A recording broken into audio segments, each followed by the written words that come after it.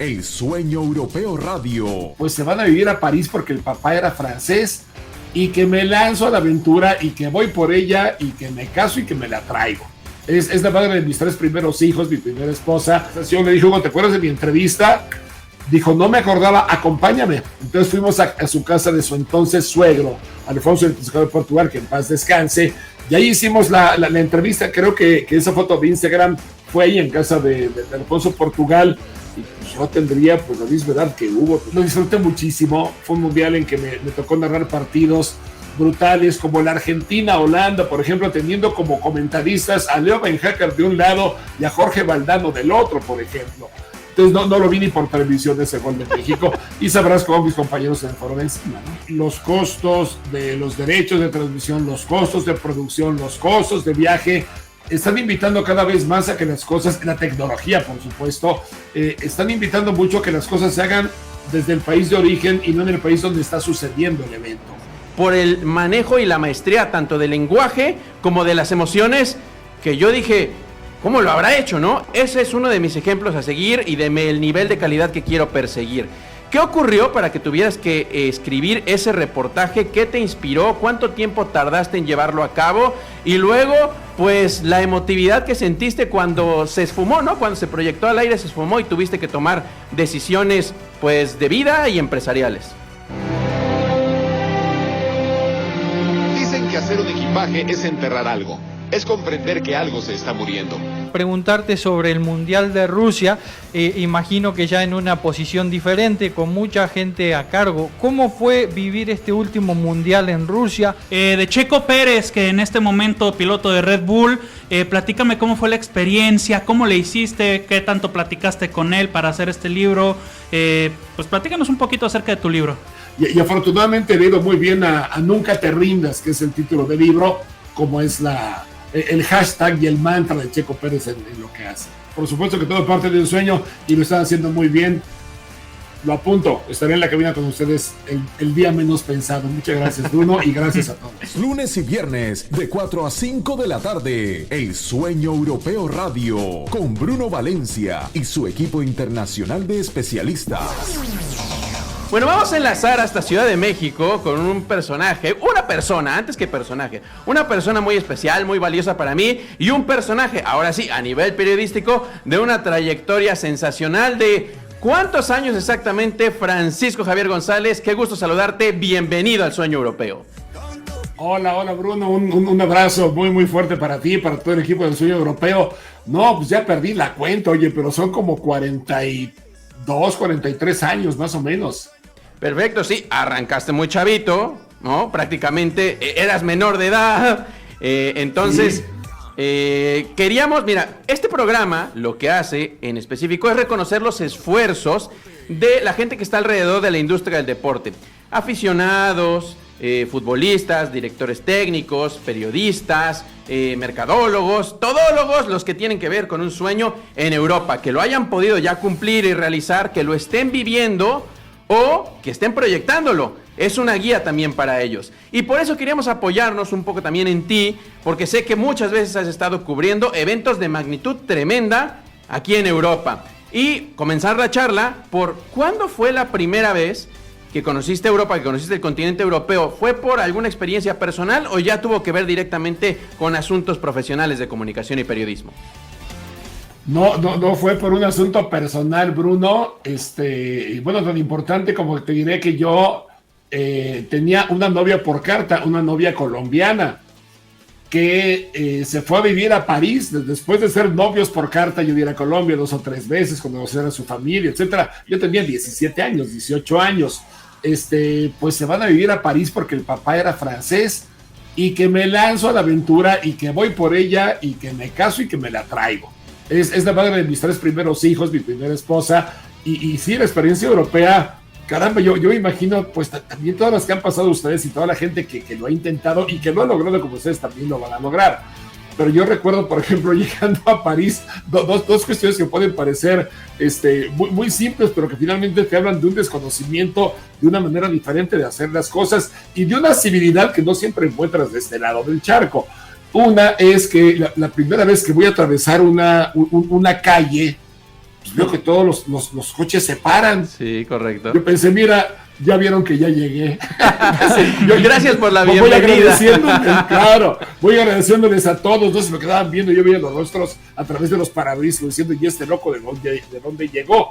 Y otra, cuando me subo al metro de París por primera vez, pues en el metro de México no te regresan el boletito para que lo guardes, solo cuando tiene algún defecto el boleto, ¿no? Entonces yo lo metía en el pasamanos y me salía por la ranura y lo volví a meter por el pasamanos y volví a salir por la ranura. Ya había una fila atrás de mí que no sé cuánta cosa me decía. Pero sí, esa primera experiencia que fue personal y fue muy jovencito, pues fue maravillosa. Y sí, por supuesto que igual que ustedes, estoy seguro y más aún con ustedes, pues les hace ver la vida, el mundo y todo de una manera distinta, ¿no? Wow, primero, Kili, qué osadía. O sea, no cualquiera tiene los arrestos de a esa edad ir a atravesar el mundo para conseguir algo que era a todas luces muy poco probable que fuese no correspondido, porque tal vez a nivel carta había comunicación y el sentimiento existía, pero después la aventura de que la persona se convirtiera en la mamá de tus primeros 3 hijos, vaya que me he quedado boquiabierto. Si pudieras ver la cara aquí de Kili, de Johnny y de Harold también. Somos, Francisco, un equipo multinacional. El Kili nació en Montevideo, vivió en Ciudad de México, ahora está aquí en España. Harold nació en Colombia, así también como tenemos otros chicos de Panamá, Costa Rica, y Johnny es de Guadalajara. Entonces esta mezcla es muy importante para ir amalgamando formas de pensar, y es algo que aquí en Europa, tú lo sabes, sobre todo en estas ciudades cosmopolitas, pues ocurre mucho. Encuentras culturas de diferentes procedencias, de diferentes niveles de desarrollo, y eso te hace y te permite crecer. Ahora, y antes de que empiecen a preguntar también mis compañeros, en la parte profesional, ¿ya tenías novia allá en Ciudad de México o esposa en este caso? ¿Cuándo vienes a Europa ya a nivel de trabajar, de decir, bueno, voy a cumplir algo importante? No sé cuál haya sido esa primera misión. El Mundial de Italia 90, el Mundial de Italia, en una situación también muy, muy curiosa porque fue muy precaria por diferentes motivos de empresa donde yo trabajaba. No tenían los derechos de transmisión por un pago que hizo a destiempo a la OTI, que era la que administraba los derechos para las televisoras afiliadas a la OTI, y por una cuestión política finalmente fuimos en mucha desventaja porque la otra empresa, que era Televisa, donde hoy trabajo, pues tomó los derechos en exclusiva, ¿no? Así funcionaba. Entonces, les voy a contar. Televisa mandó 140 personas. Nosotros, por Imevisión, que era Televisión del Estado, fuimos 14 contando a los 2 camarógrafos que nos acompañaron. De veras fuimos a hacer un mundial de guerrilla y nos fue muy, muy, muy, muy bien. Y esa experiencia también fue maravillosa. Era mi segundo mundial de fútbol. El primero fue el de México para la televisión, en radio. Hice el de España, pero desde México, narrando partidos para la radio. Entonces, ese fue el primero. El de Italia, con un equipo maravilloso: Raúl Orbañanos, Toño Moreno, Beto Fabris, Emilio Fernando Alonso, Silvana Galván, el Wiri Wiri. Pues ya te dije casi todos los que viajamos, porque éramos muy poquitos, pero fuimos muy, muy, muy, muy condicionados a que fuese un equipo muy limitado, porque los derechos pues se pudieron negociar a través del gobierno del país, al ser televisión del Estado, si no, no hubiera posible. Te saluda Cristian Kili Vega desde aquí. Qué gusto tenerte y agradecerte mucho por acompañarnos. A mí me gustaría consultarte, haciendo esta relación con Europa, ¿quién fue el futbolista o personaje europeo que te tocó entrevistar más importante o más influyente para ti, y cuáles fueron tus sensaciones? Porque imagino que, bueno, entrevistar a algún personaje así fuerte trae muchas sensaciones. Sí, mira, la verdad, Cristian, que justamente después de tantos años he tenido la oportunidad de entrevistar a mucha gente, pero puesto como tú lo planteas, un impacto que me haya dejado, yo te diría que Jorge Valdano, con quien además de las primeras entrevistas, después trabajando juntos, hicimos una muy buena relación, que es de repente muy eventual, pero es muy buena, es muy positiva. Y es un personaje que yo admiré desde futbolista cuando vino aquí al Mundial de México 86, porque enseguida te dabas cuenta de que era muy pensante. Y yo recuerdo hacerle una entrevista a Jorge Valdano en las instalaciones de Club América, que es donde se entrenaba la selección de Argentina, donde hablaba de este mundo perverso del fútbol que ponía horarios de juego a las 12 del día en la Ciudad de México, en el Estadio Azteca, con un calor terrible, sin medir lo que el futbolista tenía que entregar a cambio por esas exigencias. Y bueno, después a través de sus libros, de su obra, de su trayectoria, pues yo te diría así, mira que he tenido la posibilidad de entrevistar, hombre, pues desde a Diego Armando Maradona, desde el propio Michel Platini, Jean-Marie Pfaff, muchos grandes personajes de Europa. Sin embargo, Jorge Valdano es el que se me queda con tu planteamiento en la memoria. Sí creo que influyó conmigo en muchas cosas que tomé como consejo sin que él me lo diera, por leer lo que él expresa de manera tan brillante en los medios de comunicación. Saludos, Francisco, Jonathan Nuño aquí hablando. Te quiero preguntar a ti, bueno, ya nos dijiste tu primera experiencia en el Mundial, fue en Italia 90. Para ti, ¿cómo fue? No sé si fue raro para ti, porque sabemos que ese Mundial, pues México no lo juega por la cuestión que no vamos a mencionar, que todo el mundo conocemos. Pero te quiero preguntar, en un mundial, en unos Juegos Olímpicos, ¿cómo es tu relación con los periodistas de otro país? ¿Existe? ¿Es nula? ¿Cómo lo vives tú estando ya en una tierra en donde se está llevando a cabo un evento de tal magnitud? No, sí existe. Además, yo te diría que la gran cita mundialista o la gran cita olímpica, pero más la mundialista, es la gran oportunidad de volverte a reunir con gente que viste, con la que conviviste 4 años antes. Entonces, yo he hecho muy buena relación en general con periodistas latinoamericanos, con periodistas españoles, que cada 4 años nos damos un abrazo y nos actualizábamos un poco acerca de nuestras vidas y nuestra profesión. Entonces, sí, me parece que el periodismo en términos generales es una diáspora. Hoy trabajas en un lugar, mañana trabajas en otro. Todo el mundo se está moviendo en este terreno. Sin embargo, esa gran cita es la que sí que permite volver a ver a viejas amistades.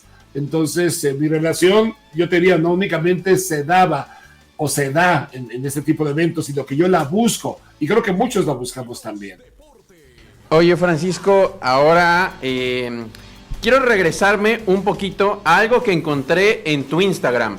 Y es que, curiosamente, la primera entrevista de este programa fue a Hugo Sánchez. Queríamos una figura mexicana, preferentemente, que fuera reconocida en Europa y en el mundo, que haya conseguido todos esos sueños que se proyectó, que se planteó, e inclusive más. Y pues obviamente tuvimos a un gran padrino de lujo que nos está, pues la verdad, dando suerte, ¿no? La bendición, aparte del trabajo y los esfuerzos de todo el equipo, pero vamos bien como programa. Y encontré en tu Instagram que tú también tuviste una entrevista clave para tu carrera con el propio Hugo Sánchez, cuando Hugo estaba en el Atlético de Madrid, cuando ni siquiera había llegado al Real Madrid. ¿Nos cuentas un poquito de lo que significó, de qué hablaron, cómo la conseguiste? Un poco recordar esa parte.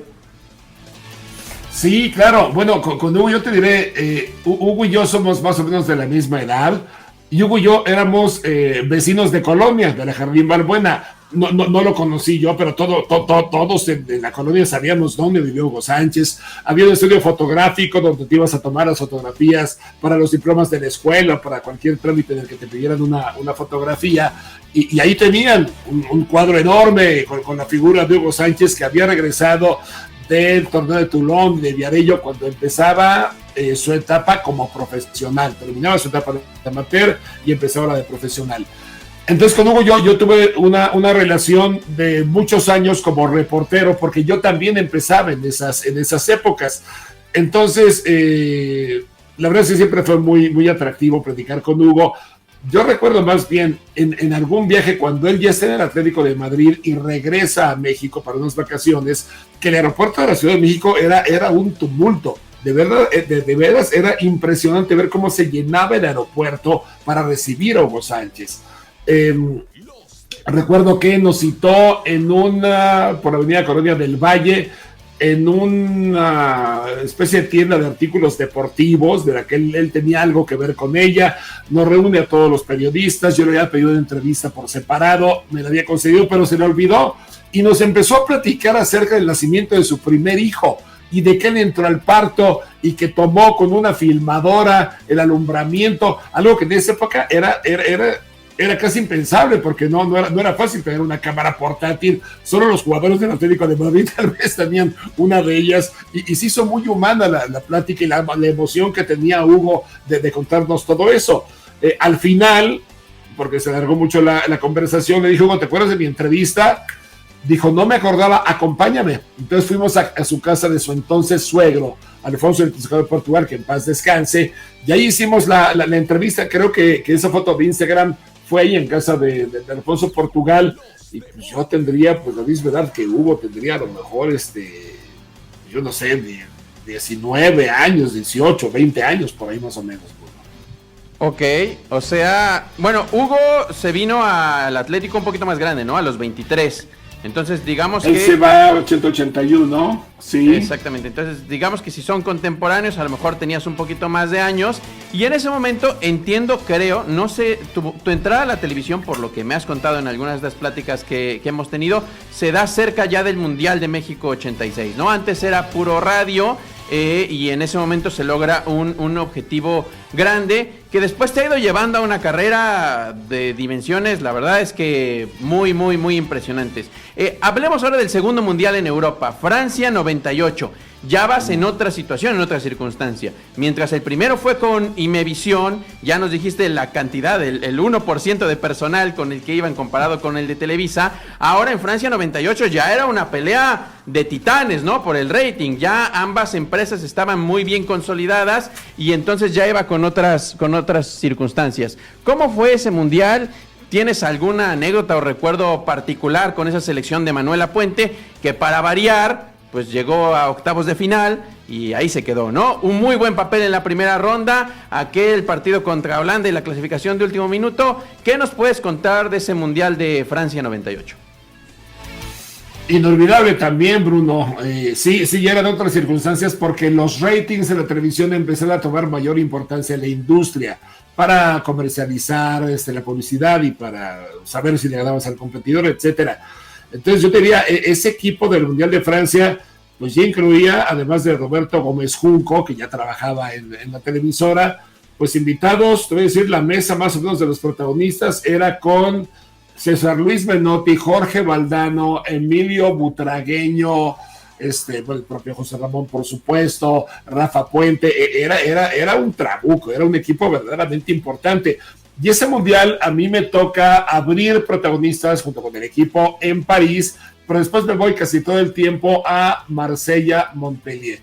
Lo disfruté muchísimo, fue un mundial en que me tocó narrar partidos brutales como la Argentina-Holanda, por ejemplo, teniendo como comentaristas a Leo Benhacker de un lado y a Jorge Valdano del otro, por ejemplo.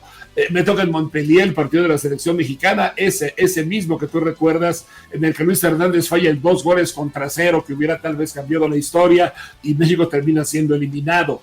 Entonces, fue un mundial que disfruté muchísimo. En el 86, Imevisión le gana a Televisa, siendo el mundial de Televisa. Fue un mundial que realmente vino a México gracias a Televisa, a su apoyo financiero, su poder de convocatoria, al interés del señor Emilio Azcárraga Milmo por traer la Copa del Mundo. Pero en ese pequeño capítulo, que para mí era muy grande, que fue la televisión, el lanzamiento de Imevisión fue brutal, con una combinación de contenidos deportivos, de espectáculo, un poco social, que hasta la fecha continúa. Pero ya para el Mundial de Francia, tiene razón, después de pasar por el de 94 y ya siendo TV Azteca, ya había muchas armas para poder combatir. Y me parece que también ese Mundial se lo lleva TV Azteca. Lo hace muy bien. Anécdotas, pues por ejemplo, que estábamos en Marsella con Rafa Puente, con Alfredo Ruiz, el equipo que estábamos en Marsella. Y estaba yo pendiente, todos, de lo que estaba pasando en el México-Holanda, pero también lo que estaba pasando en el otro partido, para saber si a México le alcanzaba o no le alcanzaba para calificar el resultado. Y le cambiamos, les dije, a ver, a Rafa Puente, dije, voy a cambiarle un momento de canal. Sí, cambio, a ver cómo va el otro partido. Vimos el resultado en 2 minutos, regresamos al partido de México y ya había caído el gran gol de la selección mexicana que sellaba el pase a la siguiente ronda. Entonces no lo vi ni por televisión ese gol de México y sabrás cómo mis compañeros se me fueron encima, ¿no? Sí, ya lo hablaremos. Adelante, Johnny.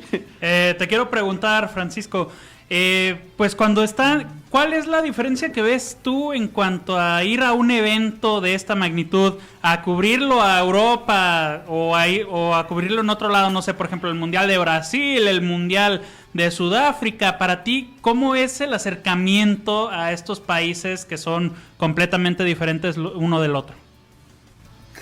Te da mucha vida, es decir, te da muchos elementos para interpretar las cosas, para entender otras culturas, para oler otros olores, para degustar otros sabores y finalmente para entender un poco, aunque sigue siendo en plan turista, vamos a ponerlo entre comillas, porque no vives ahí como ustedes sí lo están haciendo ahora en Europa, pero te pasas un mes o mes y medio en un lugar y aprendes muchas cosas. Yo te diría que la experiencia de cubrir un megavento en el lugar de los hechos no tiene comparación.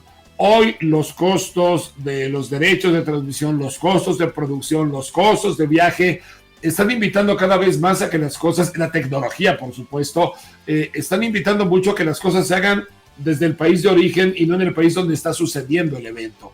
Y entonces ya nos pasó con Tokio. Prácticamente todo, el 90%, en Televisa se narró desde México y eso te resta muchas posibilidades, sí, porque entonces ves lo mismo que está viendo la gente y no le puedes transmitir ese sabor que implica estar en el lugar. Hay una gran diferencia y sí, yo te diría de cada uno de esos lugares que he podido visitar, gracias a mi trabajo y a las empresas donde he trabajado, me han dejado una muy buena huella de por vida por esa estancia de un mes en cada lugar. Sí, es verdad. Oye, por cierto, me pasó exactamente lo mismo. Era Bélgica contra Corea del Sur, simultáneo al México-Holanda. Y yo también ahí estaba en la universidad, viéndolo en la tienda, no, en la universidad, en la secundaria. Y en ese momento le digo a la de la tiendita, cámbiale porque ya es más probable que mejor nos dé el pase el Bélgica y Holanda. Y sí, cuando regresamos ya estaba Luis Hernández celebrando. Suele pasar. Oye, ahora para brincar al siguiente Mundial en Europa, que es 2006, viene un paso importantísimo en tu carrera, que es dejar Televisión Azteca y Imevisión, la misma empresa en la que habías estado tantos años, y para eso hay que pasar por Sydney 2000. Yo siempre te he dicho que el reportaje por el que empecé a admirarte tanto, pues es por el de cierre de las Olimpiadas, de los Juegos Olímpicos de Sydney 2000. A pesar de que ya te conocía de muchas transmisiones de Imevisión en el Estadio Cuauhtémoc, cuando vi ese reportaje, pues se movieron tantas fibras por el manejo y la maestría tanto del lenguaje como de las emociones, que yo dije, ¿cómo lo habrá hecho, no? Ese es uno de mis ejemplos a seguir y el nivel de calidad que quiero perseguir. ¿Qué ocurrió para que tuvieras que escribir ese reportaje? ¿Qué te inspiró? ¿Cuánto tiempo tardaste en llevarlo a cabo? Y luego, pues, la emotividad que sentiste cuando se esfumó, ¿no? Cuando se proyectó al aire, se esfumó y tuviste que tomar decisiones, pues, de vida y empresariales. Dicen que hacer un equipaje es enterrar algo. Es comprender que algo se está muriendo. El escenario está vacío y queda solamente el recuerdo de las cosas. Ese que a fin de cuentas es el que determina cuándo algo merece la inmortalidad o será olvidado en la noche de los tiempos. Sí, bueno, te agradezco mucho el comentario. Sí, por ahí en YouTube se puede ver todavía ese reportaje. Yo sabía por situaciones que se estaban dando en el terreno profesional y el estar yo encabezando un proyecto de radio muy importante, que en ese momento estaba naciente, que tal vez fuera mi último evento con TV Azteca, empresa a la que yo amé durante toda esa etapa. Entonces yo una semana antes, como a la mitad de los Juegos Olímpicos de Sydney, le digo al productor Enrique Valdés, oye, quisiera hacer una pieza de cierre, como lo hemos hecho en otras ocasiones, pero dame un poco más de tiempo. Hazla de los minutos que tú consideres, perfecto. Entonces se juntó ahí la emotividad que da siempre, la nostalgia anticipada de que va a terminar un evento que estás disfrutando mucho, como los Juegos Olímpicos, con otra a más largo plazo, que era el saber que seguramente ya no seguirías teniendo esos compañeros, que tu circunstancia iba a cambiar por decisión propia, porque si se daba la coyuntura como finalmente ocurrió, yo tendría que abandonar la tele para encargarme del proyecto de radio, porque era ya excluyente por una situación de una fusión entre Televisa y Grupo ASIR, que es donde yo trabajaba. Entonces creo que se combinaron esas cosas, hay un estupendo trabajo de edición de René López, y sí es una pieza que yo también guardo entre mis tesoros, Bruno, y te agradezco mucho el comentario que haces sobre ella. Muy bien, y luego ya llegó la etapa de después de haber estado en una empresa, ¿no?, tan grande, tan importante, de empezar a picar piedra y de recomenzar prácticamente. Y el Mundial de Alemania 2006 entiendo que te toma ya poniéndote en pie, ¿no? Ya poniendo, digamos, ya habiendo pasado la etapa de estar un poco cimentando, de estar de rodillas y ya poniéndote en pie. ¿Cómo fue la etapa de Alemania 2006? ¿Para quién trabajabas? ¿Y cómo era esa mezcla de juntar un medio importante con tu socio y tu empresa? Fue muy interesante, yo te diría que fue otro mundial de guerrilla, así como lo hicimos en el Mundial de Italia 90, lo hicimos en el 2006, ya como independientes con un socio, Juan Carlos Rodríguez, hoy presidente de Univisión Deportes en Estados Unidos y en México también, y que nos lanzamos a la aventura y entre otras cosas nos fuimos a transmitir el Mundial de Alemania por radio, pero también conseguimos un contrato con Sky para producirles un programa diario de 1 hora. Desde el IBC, esa hora nos la rentaba con todo su estudio de la televisión argentina. Entonces teníamos que entrar en punto y salir en punto porque seguían los programas de la tele argentina.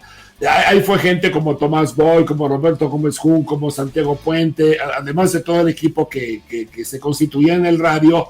Pero pues finalmente te diré que, por ejemplo, para editar... nuestros reporteros, uno de ellos era José Luis López Salido, por ejemplo, y dos cámaras o 3 cámaras portátiles, y nuestro centro de operaciones era la sala de juntas del Hotel Holiday Inn de Múnich. No teníamos acceso, no teníamos instalaciones al IBC, salvo para ir a transmitir ese programa, no teníamos ningún elemento de producción. Fue muy divertido y sí me parece que fue un punto de inflexión para ir a proyectos que sabíamos tendrían que llegar a ser más importantes porque era vencer o morir. Y ese Mundial de Alemania nos abrió muchas puertas con Sky, con Televisa y nos afianzó en Televisa Radio. Francisco, otra vez Cristian acá para preguntarte, me voy a dar un brinco un poco grande, pero para hacer la conexión con el último mundial que fue aquí en Europa, preguntarte sobre el Mundial de Rusia, imagino que ya en una posición diferente, con mucha gente a cargo. ¿Cómo fue vivir este último mundial en Rusia?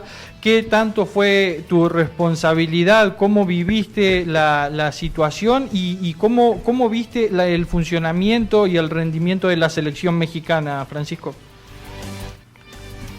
Fue Kili un mundial también un poco extraño porque poco antes del mundial, 3 meses antes del mundial, viene un cambio de estructura de Televisa Deportes y entra en escena Univisión Deportes para hacer el manejo de la Copa del Mundo. Entonces mucho de lo que se había planeado finalmente no llegó al aire. Entonces fue una época muy confusa que sin embargo también nos entregó un gran mundial. Yo nunca había estado en Rusia, no sé si algún día voy a volver a estar en Rusia, pero conocer su gente, sus costumbres, sus lugares, sus monumentos.